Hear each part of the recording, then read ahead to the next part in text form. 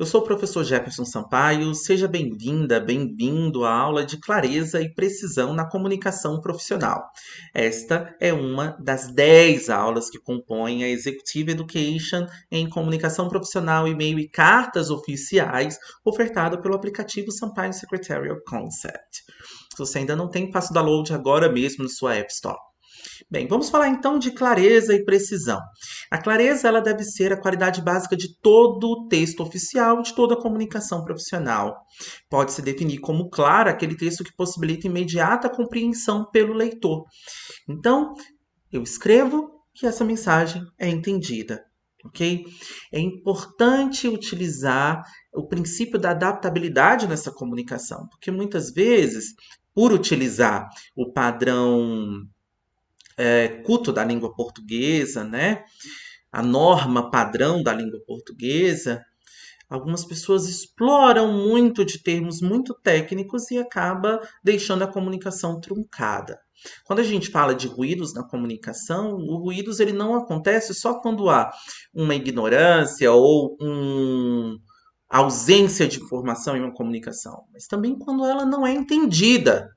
Então, é importante adaptar o discurso para termos o padrão da língua portuguesa utilizado nessa comunicação, mas de modo muito entendível pelo meu público, ok?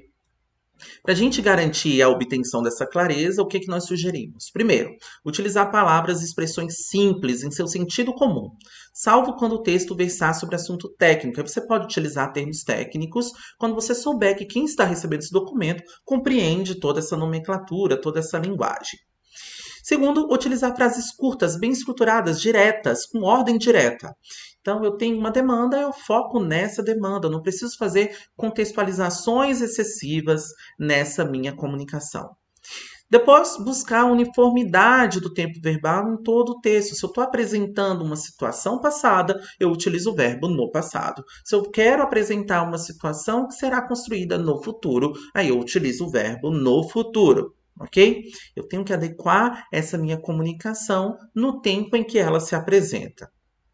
Mais à frente a gente vai ver um exemplo disso tudo. Tranquilo?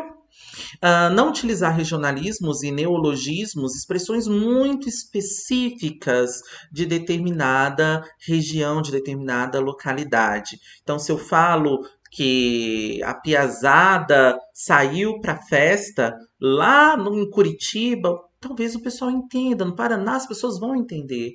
Agora, quando eu venho para o Distrito Federal, essa piazada é um termo muito regional e que capaz que a pessoa que está aqui não compreenda essa linguagem. Então é importante evitar regionalismos e neologismos, focar numa comunicação utilizando a norma padrão da língua portuguesa.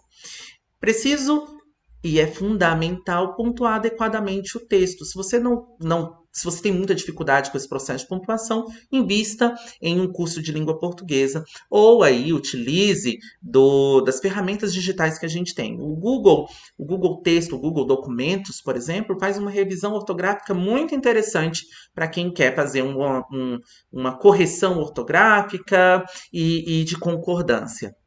Existem outras ferramentas também que te ajudam nesse processo, como o Language Tool, que eu gosto muito. Você paga aí uma quantidade e instala aí essa extensão no seu computador para você utilizar nos processos de comunicação. Se você tiver ainda um pouco mais de dificuldade, peça para um colega de mesa ou de setor para ler o texto para ver se não está truncado, se a mensagem está bem entendida.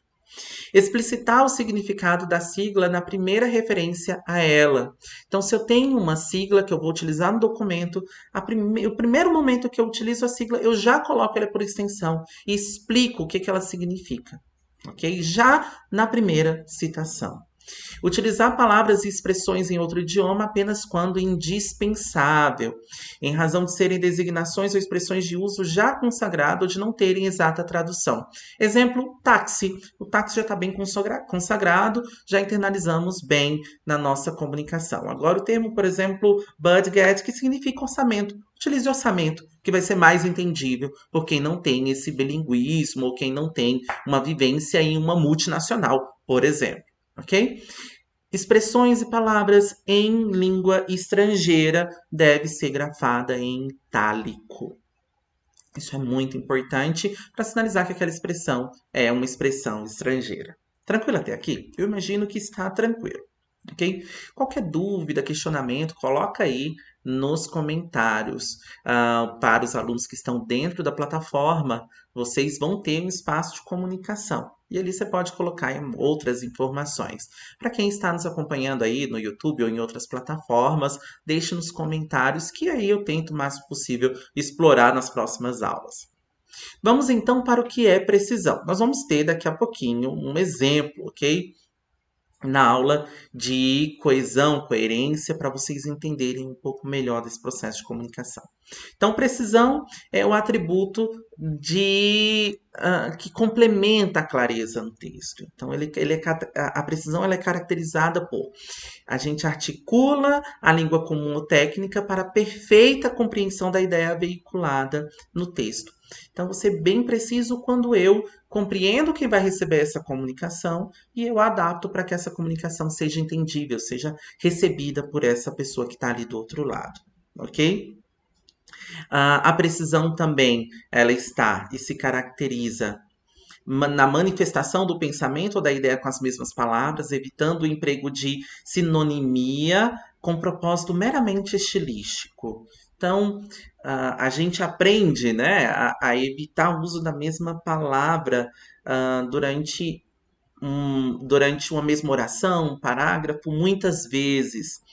Se a gente tem um termo, se a gente tem uma palavra que tem uma representação técnica específica, a gente pode utilizar isso com frequência para garantir que não tenha confusão no uso do termo e na compreensão daquela ideia que eu estou apresentando.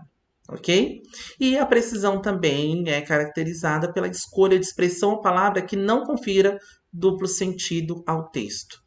A gente vai usar termos que são entendíveis e que são diretamente relacionados à comunicação que eu quero realizar. Espero que você tenha gostado dessa aula e te encontro na próxima aula em que vamos falar sobre objetividade e concisão na comunicação profissional. Um grande abraço e nos vemos logo mais.